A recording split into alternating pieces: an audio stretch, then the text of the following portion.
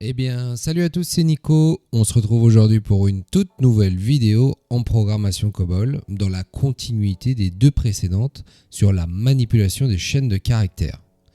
Aujourd'hui, nous allons parler de la recherche de sous-chaînes en COBOL et comment utiliser l'instruction inspect ainsi que les clauses tolling, replacing et converting. C'est une compétence essentielle pour tout développeur COBOL, alors commençons sans plus tarder.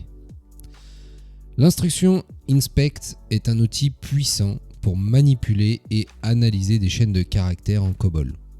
Elle permet de rechercher, compter et remplacer des sous-chaînes ou des caractères dans des chaînes de caractères. Dans cette vidéo, nous verrons comment utiliser cette instruction et ses différentes clauses. Donc tout d'abord, la clause tolling, elle vous permet de compter l'occurrence d'une sous-chaîne ou d'un caractère dans une chaîne de caractères. Voyons ensemble un exemple de code qui montre comment utiliser cette clause tolling avec l'instruction inspect pour rechercher une sous-chaîne.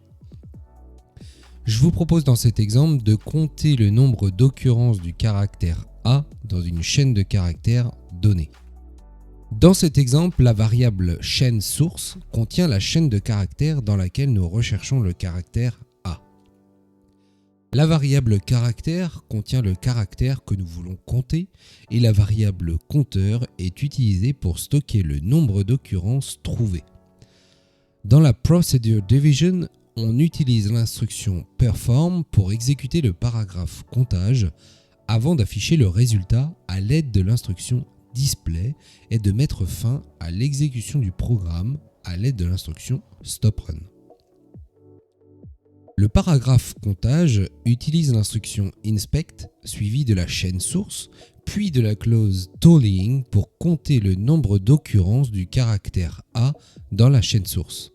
Pour cela, on utilise l'instruction for all character et le résultat va se stocker dans la variable compteur.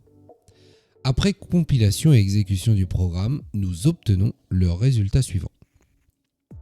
Le caractère A apparaît 6 fois dans la chaîne. Maintenant que vous savez comment utiliser la clause tolling pour compter les occurrences d'une sous-chaîne, passons à cette clause replacing. Cette clause vous permet de remplacer une sous-chaîne ou un caractère dans une chaîne de caractères. Dans l'exemple suivant, nous avons un petit programme qui remplace le mot coboliste par le mot programmeur. Nous utilisons 3 variables. La variable chaîne contient le texte original que nous souhaitons modifier. La variable texte recherché qui contient, comme son nom l'indique, le texte présent dans la chaîne que nous recherchons et que nous souhaitons remplacer.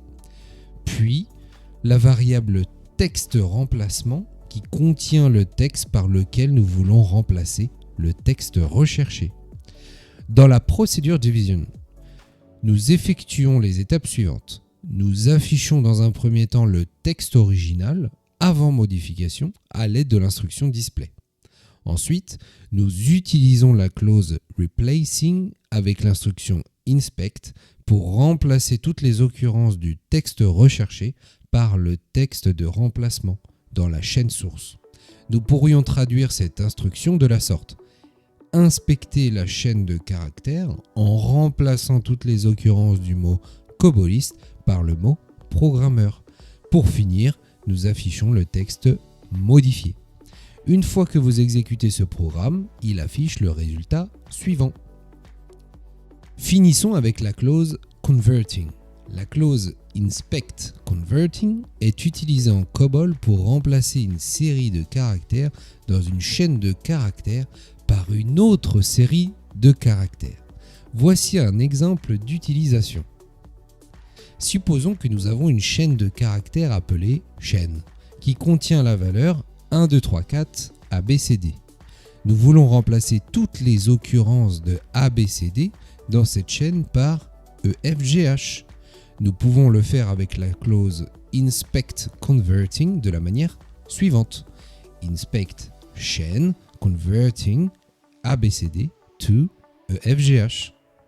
Après l'exécution de cette instruction, la valeur de la chaîne sera 1, 2, 3, 4 EFGH. Voilà, c'est tout pour aujourd'hui. J'espère que cette vidéo vous a aidé à mieux comprendre comment rechercher une sous-chaîne ou un caractère dans une chaîne de caractères en utilisant l'instruction inspect et ses clauses en COBOL. N'hésitez pas à poser vos questions ou à partager vos expériences dans les commentaires ci-dessous.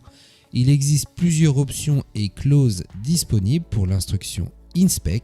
C'est pourquoi je vous invite à aller consulter notre site From Zero to COBOL si vous souhaitez en savoir plus sur ces notions et bénéficier de la formation complète en COBOL en partant de zéro.